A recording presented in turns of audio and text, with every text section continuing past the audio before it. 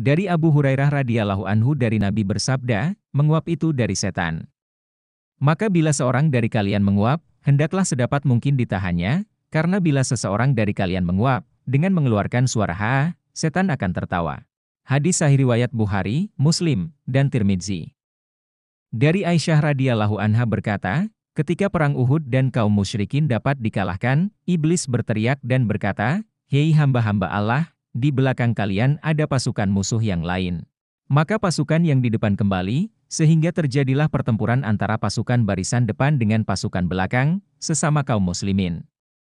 Hudzaifah radhiyallahu anhu memperhatikan, ternyata ada bapaknya, Al-Yaman.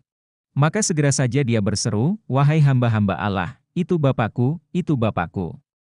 Demi Allah pasukan itu tidak mempedulikan, terus saja bertempur, hingga akhirnya membunuhnya, Al-Yaman. Maka Hudzaifah radhiyallahu anhu berkata, "Semoga Allah mengampuni kalian." Urwah berkata, sejak saat itu Hudzaifah senantiasa mendapatkan kebaikan hingga bertemu dengan Allah, meninggal dunia. Hadis sahih riwayat Bukhari nomor 3047 dan 3290 pada Fathul Bari. Aisyah radhiyallahu anha berkata, aku bertanya kepada Nabi tentang seseorang yang menoleh ketika sedang sholat, maka beliau bersabda, itu adalah sambaran yang sangat cepat yang dilakukan oleh setan terhadap sholatnya seseorang dari kalian. Hadis sahih riwayat Bukhari, Abu Daud, dan Tirmidzi. Telah bercerita kepadaku, Abdullah bin Abi Qatadah dari bapaknya, ia berkata, Nabi bersabda, mimpi yang baik berasal dari Allah, sedangkan yang buruk dari setan. Oleh karena itu, bila mana seseorang dari kalian mengalami mimpi buruk yang menakutkan, hendaklah ia meludah ke arah kirinya, dan meminta perlindungan kepada Allah dari keburukan mimpinya. Sebab dengan begitu, mimpinya tidak akan membahayakan dirinya. Hadis sahih riwayat Bukhari nomor 3049, dan 3292 pada Fathul Bari. Dari Abu Hurairah radhiyallahu anhu bahwa Rasulullah bersabda, barang siapa yang membaca, La ilaha illallah wahdahu la syarikalah, lahul mulku, wa lahul hamdu, wa huwa, ala kulli syai'in qadir.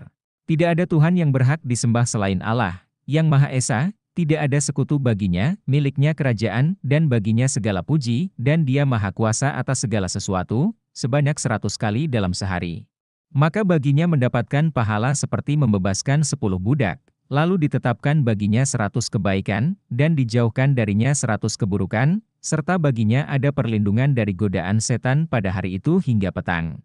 Tidak ada amalan seseorang yang lebih utama dari membaca zikir ini, kecuali bila ada yang dapat melaksanakan amalan soleh lebih banyak lagi, dari sekedar membaca zikir tersebut.